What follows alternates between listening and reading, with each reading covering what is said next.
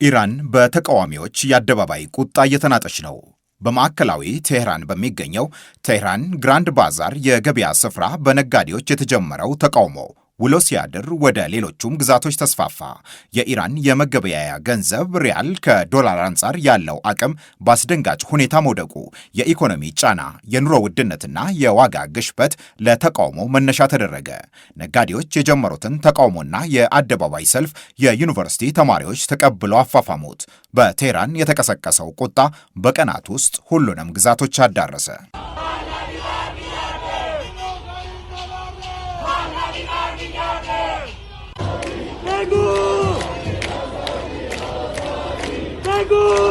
ባለፈው ዓመት በዚህ ወቅት አንድ የአሜሪካ ዶላር በ700 ሺህ ገደማ የኢራን ሪያል ይመነዘር ነበር። አሁን ግን አንድ የአሜሪካ ዶላር በ1.4 ሚሊዮን የኢራን ሪያል እስከ መመንዘር ደርሷል። የምግብ ዋጋ ካለፈው ዓመት በ72 በመቶ ዋጋው ንሯል። ዓመታዊ የዋጋ ግሽበቱ 40 በመቶን ተሻግሯል።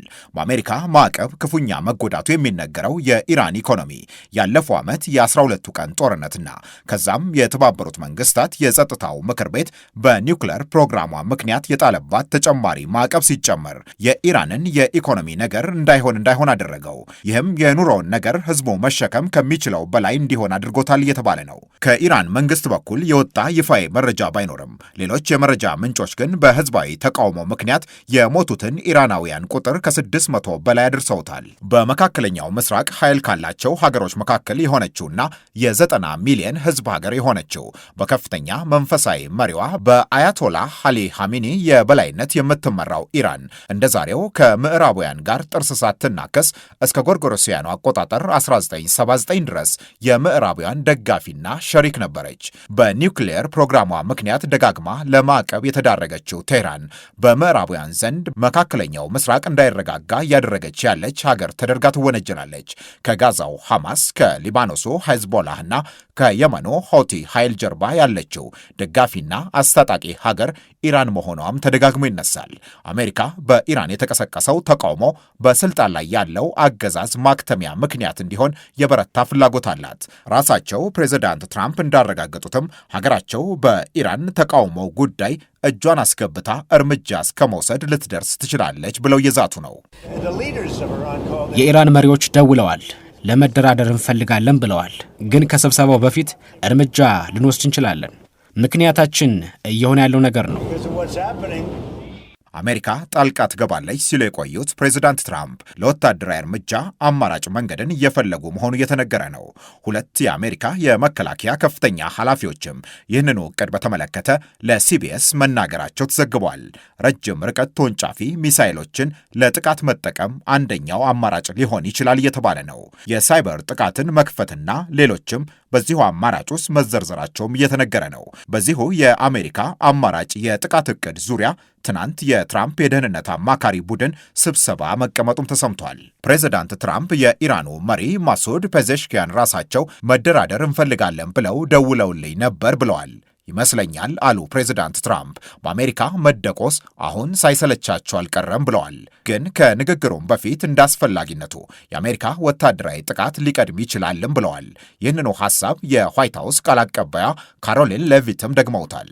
የፕሬስ ኃላፊዋ የኢራን ባለስልጣናት ከትራምፕ ልዩ መልእክተኛ ስቲቭ ዊትኮፍ ጋር መነጋገራቸውን ጠቅሰው አስፈላጊ ሆነው ከተገኘ ግን ፕሬዚዳንት ትራምፕ ወታደራዊ አማራጭን ለመውሰድ አይፈሩም ብለዋል። ይኸው ጦርነት ይቀሰቀስ ሲሆን የሚል ስጋት ባየለበት በዚህ ጊዜ የኢራኑ የውጭ ጉዳይ ሚኒስትር አባስ አራክቺ ለሰላሙም ለጦርነቱም ሀገሬ ዝግጁ ነች የሚል ሐሳብን መስጠታቸውም ነገሩን የበለጠ አክሮታል።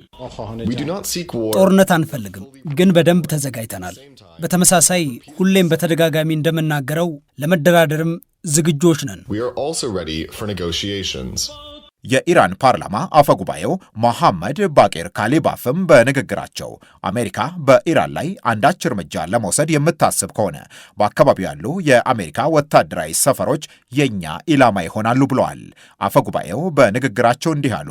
አንዳች ነገር ለማድረግ ስታስቡ በአካባቢው ያሏችሁ የጦር መርከቦችና ወታደራዊ ሰፈሮች ላይ ምን ሊከሰት እንደሚችልም አብራችሁ አስቡት የሚል መልእክትን አስተላልፈዋል። ከዚህ ቀደም በ12ቱ ቀን ጦርነት አሜሪካ ከእስራኤል ጋር ተደርባ እርምጃ ልትወስድ እንደምትችል በሚነገርበት ጊዜም በኢራን ባለስልጣናት በኩል ይኸው በመስታወት ቤት ውስጥ ያለ ሰው ድንጋይ አይወረውርም አይነት ማስፈራሪያ ሲቀርብ የነበረ ሲሆን የአሜሪካ ቢ52 ቦምብ ጣዮች የኢራንን የኒውክለር ጣቢያዎች ሲደበድቡና ከዛም በኋላ ባለው ጊዜ ግን ኢራን ምንም ማድረግ አለመቻሏ አሁንም ከንግግር ባለፈ ምን ልታደርግ ትችላለች የሚል የጥርጣሬ ሐሳብ እንዲነሳ አድርጓል። በኢራን በኩል አሁን የሚበዙትን ከተሞች ካጥለቀለቀው የተቃውሞ ሰልፍ ጀርባ የኢራናውያን ፍላጎት ብቻ ሳይሆን የአሜሪካና እስራኤል ስውር እጅ አለ የሚል እምነት አላቸው።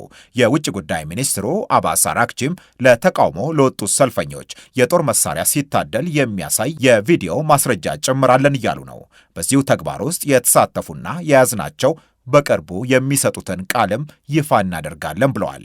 ፕሬዚዳንት ማሱድ ፔዜሽኪያንም ፕሬዚዳንት ትራምፕ ቀድመው በሰልፈኞቹ ላይ ጉዳት ከደረሰ እጃችንን እናስገባለን ያሉት አሁን ይህ ጉዳት ደረሰ ብለው ለማጥቃት ምክንያት እንዲሆናቸው በማሰብ ያደረጉት ነው ብለዋል። በኢራን እየሆነ ካለው ተቃውሞና ጉዳት ጀርባ ያሉትም እነሱ መሆናቸውን ሕዝቡና ዓለም ሊያውቅ ይገባልን ብለዋል።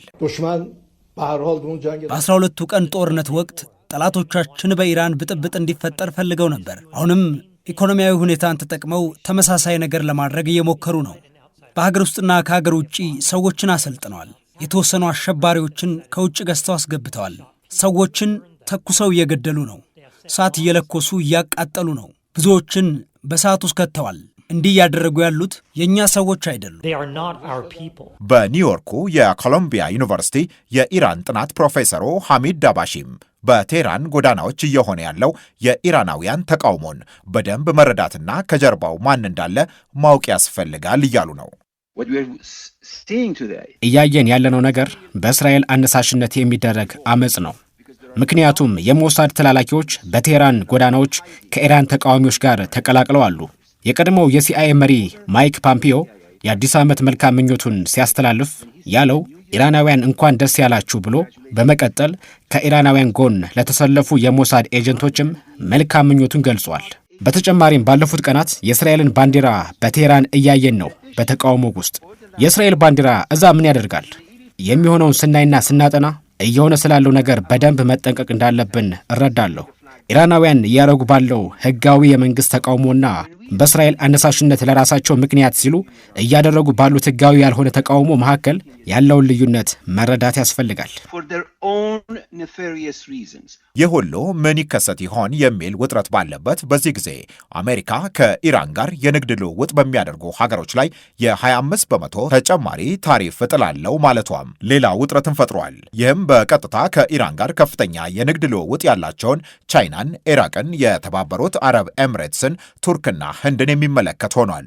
በዚህ ወዲያውኑ ተግባራዊ ይሆናል በተባለው ታሪፍ እነዚህ ሀገሮች ከኢራን ጋር ያላቸውን የንግድ ልውውጥ የሚቀጥሉ ከሆነ ወደ አሜሪካ በሚያስገቡት ምርት ላይ ተጨማሪ የ25 በመቶ ታሪፍ ይጠብቃቸዋል። ይህ ሁሉ ጫናና ማስፈራሪያ ብሎም ወታደራዊ እርምጃን ለመውሰድ መሰናዳት አሜሪካ በኢራን ያለውን አገዛዝ ለማስወገድ የሚከፈለውን ሁሉ ለመክፈል መዘጋጀቷን የሚያሳይ ነው የተባለ ነው። በኢራን ያለው አስተዳደር ግን ይህንንም ከባድ ጊዜ እንደከዚህ ቀደሙ ሁሉ እንሻገረዋለን የሚል አቋምን ይዟል። አልጀዚራ፣ ቢቢሲ፣ ደ ጋርዲያን፣ ደ ኢኮኖሚስት እና ሌሎች ድረገጾችን በመረጃ ምንጭነት ተጠቅመናል።